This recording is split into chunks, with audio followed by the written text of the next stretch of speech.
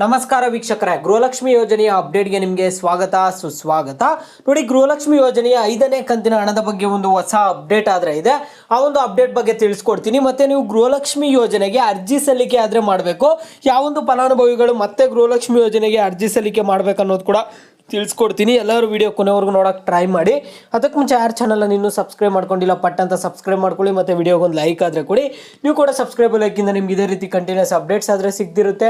ಈಗ ಯಾರು subscribe like ಮಾಡ್ಕೊಂಡು ವಿಡಿಯೋ ನೋಡ್ತಿದ್ರು ಎಲ್ಲರಿಗೂ ನನ್ನ ಒಂದು ಹೃದಯಪೂರ್ವಕ ಧನ್ಯವಾದಗಳು. ನೋಡಿ, ಈಗ ನಾನು ಡೈರೆಕ್ಟಾಗಿ ಟಾಪಿಕ್ಗೆ ಬರ್ತೀನಿ.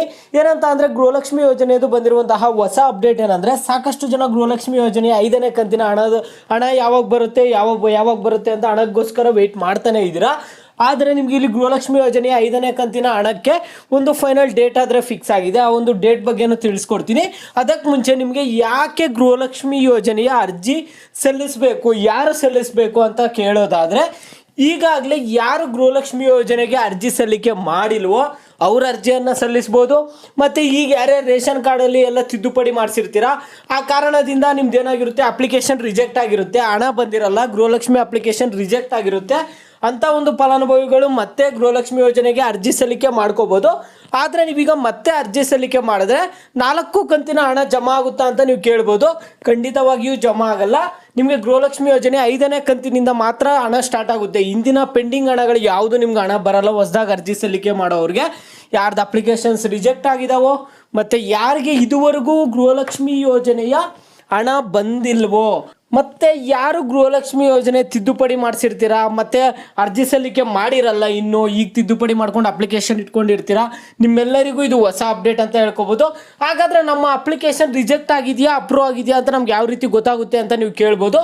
ಗೃಹಲಕ್ಷ್ಮಿ ಸ್ಟೇಟಸ್ ಆದರೆ ಚೆಕ್ ಮಾಡ್ಕೋಬೋದು. ನೀವು ಸ್ಟೇಟಸ್ ಯಾವ ರೀತಿ ಚೆಕ್ ಮಾಡೋದು ಅಂತ ಡೀಟೇಲ್ ವಿಡಿಯೋ ಮಾಡಿದ್ದೀನಿ, ಅದು ಕಾಮೆಂಟ್ ಬಾಕ್ಸಲ್ಲಿ ಪಿನ್ ಮಾಡಿರ್ತೀನಿ.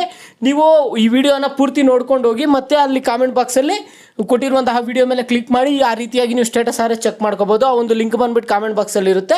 ಮತ್ತು ನಿಮಗೆ ಗೃಹಲಕ್ಷ್ಮಿ ಯೋಜನೆ 5ನೇ ಕಂತಿನ ಹಣ ಬಂದುಬಿಟ್ಟು ಇದೇ ತಿಂಗಳು 15ನೇ ತಾರೀಕಿಂದ 20ನೇ ತಾರೀಕು ಒಳಗಡೆ ನಿಮಗೆ ಹಣ ಆದರೆ ಬರ್ತಿಲ್ಲ.